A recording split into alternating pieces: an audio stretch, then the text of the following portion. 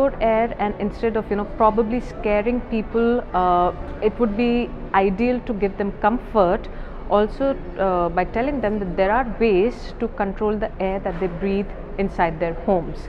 Yeah, so while we see a lot of increase in the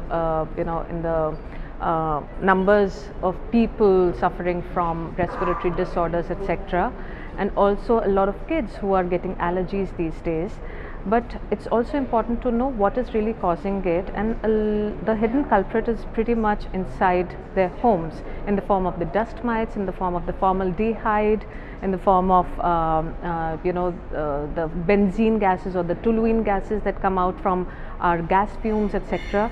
So it's about making them more aware about the indoor pollutants and what are the ways in which they can address that indoor air pollution and breathe healthier air at home. So the range that we have launched, we've basically kept in mind the Indian homes. So typically you need a purifier in your bedroom and in your living room, right? So we have the range starting from 16,995 for the bedroom range, which goes up to 49,995 for the living room, depending on the efficacy of the filters, what is the clean area delivery rate, etc. So that is pretty much the range that we have.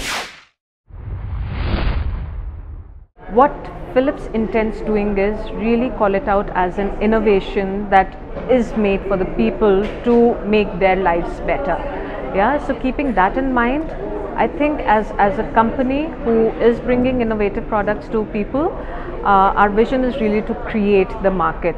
And when I say create the market, it is about, like I said, doing a bloggers meet like this, making people aware about the perils of indoor pollution and how they can control it, spreading widespread awareness about treatments like air purification and controlling air at home.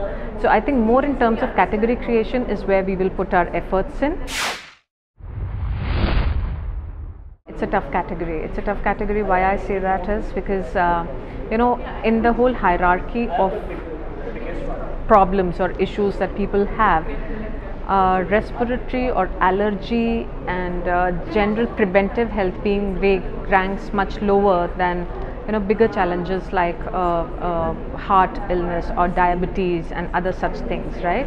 The second thing is it's a long-term impact that happens over a period of time. So it is not something which is tangible and apparent immediately, like you drink bad water or contaminated water that very evening or the next day, right? With air, that's not really the case. It's symptomatic and it takes time for it to sort of build up. So that is the first thing, that the belief, the trust. I think it was very interesting when one of our users used this product and came back to us saying, the first moment of truth for me was when I took out the filters. When you took out the filters and you see the kind of dust, dirt, particles, etc. trapped in it, that is when you realize that is what we're breathing.